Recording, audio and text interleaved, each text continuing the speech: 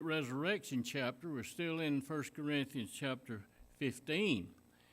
And we saw in the last lesson, we saw the rapture of the church.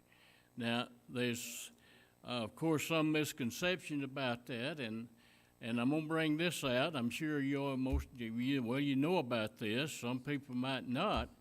But we hear a lot of people say when their loved ones passes, and they'll say, well, they're in glory now. They've got that new body.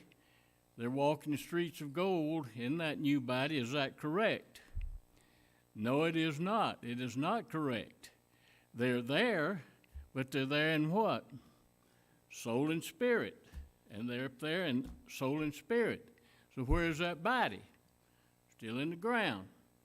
So we talked about the rapture of the church. So when do they get that new body? At the rapture of the church.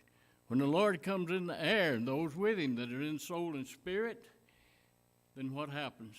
We see that great ground breaking. We see that resurrection.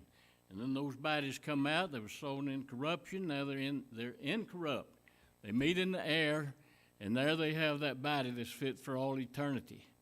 And then this mortal must put on immortality, and then we which are alive and remain, we're going to be caught up also, and we'll get our new body if we're still here.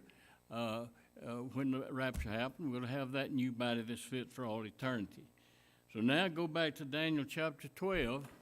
Daniel chapter 12, and we'll begin reading in verse number 5. Now, we've completed the resurrections, all except the Old Testament saints and the tribulation saints. So we're going to see that today, and then that will wind up all the resurrections. So in Daniel chapter 12, and beginning in verse 7, it says this, Then I, Daniel, looked, and behold, there stood other two, the one on this side of the bank of the river, and the other on that side of the bank of the river. And one said to the man clothed in linen, which was upon the waters of the river, How long shall it be to the end of these wonders?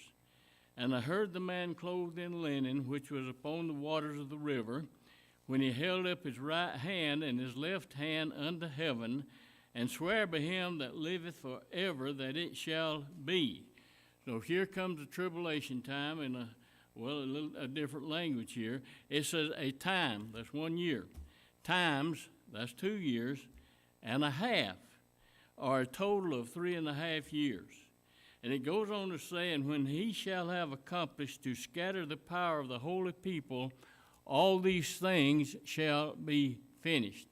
Now that goes right along with the rest of the Old Testament prophecy, as well as what Paul writes in the book of 2 Thessalonians and what John reveals in the book of Revelations. Every bit of it speaks of these final 7 years when the nation of Israel will come to the place where God is dealing with them again on the basis of his covenant promises. Now, Daniel 12 and verse 8. It says, And I heard, but I understood not. So let's compare something here in the New Testament. Now, I want you to go back to Luke chapter 18. We go back to this every once in a while. So we'll see here in Luke something happens throughout Scripture in God's dealing, how he can keep things secret even though we can't understand. Now, we say, how could it have been kept secret? It's because God is sovereign. God can do what he wants to do. He has a way of closing up their minds and ears that we don't know anything about. So here we see the setting at the end of the 3 years of the earthly ministry of Christ.